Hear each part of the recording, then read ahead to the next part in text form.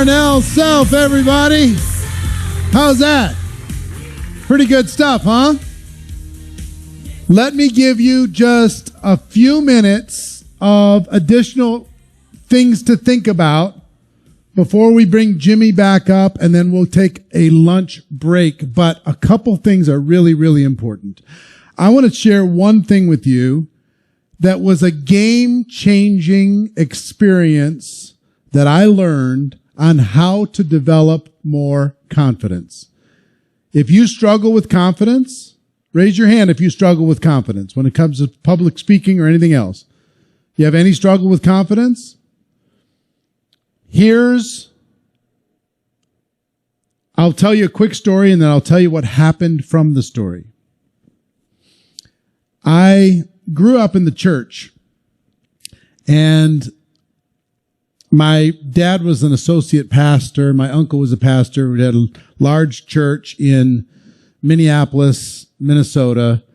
And during church, there typically where there would be a singer, somebody would sing a song. You ever have that in church? Somebody sings a song, maybe during the offering or something, and then the preacher comes up and gives the message. Well, I was highly interested in theater arts at the time, singing and dancing and, musicals and theater type stuff.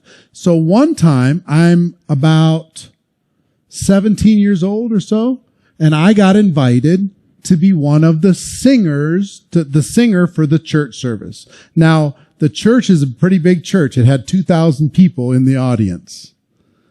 So I prepare, I rehearse, I'm ready. Okay? I want you to imagine there's a piano player here, middle of the stage is over here, and the entire world, everybody I know, imagine you're a little bit self-conscious being 17 years old. This is my first time in front of the church. My dad's an associate pastor, so there's a little bit of peer pressure.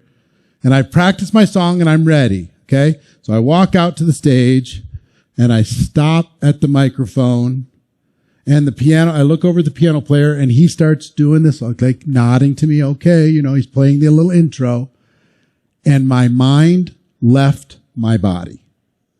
Completely gone. I couldn't remember a single word of the song that I had rehearsed. And a whole bunch of things went through my mind. Should I start just making up words and maybe the words will come to me? Do I burst into tears and run off the stage? What do I do? So in that moment, I decided to handle it.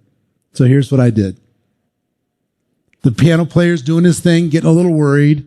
I said, "Excuse me, stop." He stopped. I said, "Thank you."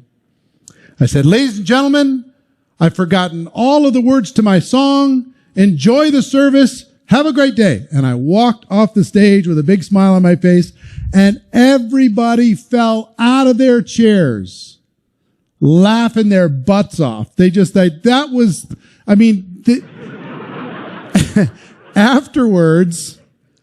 Afterwards, like out in the foyer, when the church service is breaking, everybody's patting me on the back saying, "Eric, that was the best no song we've ever heard. It was so great." And you know what they were impressed with? That I handled it. Because if I burst into tears, I would have been that guy that burst into tears for forever. They'd have said, "Oh, it's okay, kid." They'd have given me pity. But they said, "You know what, kid? Good for you." So I learned a lesson, and this lesson served me my entire network marketing career. And here's the lesson. Be willing to put yourself in potentially embarrassing situations and deal with it. Don't treat yourself so seriously. When it comes to telling your story or doing a presentation or doing a training or anything else, be willing to put yourself out there and handle it. Manage it. Don't treat yourself so seriously. Put a smile on your face, love in your heart, shoulders back, chest out, and say, "You know what? I'm not perfect. I'm doing my best. And guess what? If I can do it, then you're going to be able to kill it because you're going to be better than me anyway. Don't treat yourself so, don't be so grim about this. I have to get my story perfect. Write this down in your notes. Progress is perfection. Progress is perfection. And guess where you learn the most? By doing. Not by study, not by practice by yourself. By doing in the real world, you're going to learn the most. Progress is perfection. The learning is in the doing. Be willing to put yourself out there and manage it, and you will accelerate your confidence. Because you know what? One thing you didn't know this morning as an example. This morning, our screens didn't work. First session, could you tell? I was fuming because the screens looked like this and I couldn't see you. But guess what we did? We handled it. While all the technology people did what they needed to do and they made it all work and they dealt with the situation. That's what professionals do. They deal with it.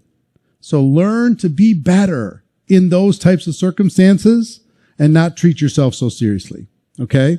That's number one. Number two, remember I talked about the three things when we first started off? Number one, make a decision. Make a decision that you're going to become world class at presentation. Make a decision that you're going to give presentation at least an equal billing with other hobbies that you have in your life. If you work out like crazy, practice your presentation like you're doing your workouts. Make a decision. You're going to become world class. Number two, invest in yourself to develop that presentation skill.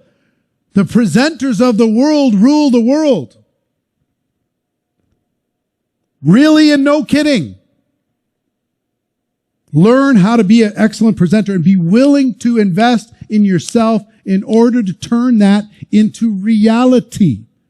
Okay? And number three, be committed to get the help you need to accelerate the process. Mentors, coaches, whatever you need, make that commitment to accelerate the process. Because the faster you become a world-class presenter, the faster you'll be seen as a stronger leader. So decision, investment in yourself, and surround yourself with coaches and mentors to help you get there faster. You got it? All right. So have you enjoyed our first morning of this 3-day experience? Has it been good so far? All right.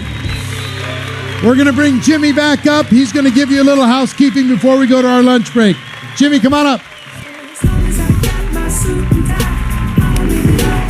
Hey, give yourself a round of applause.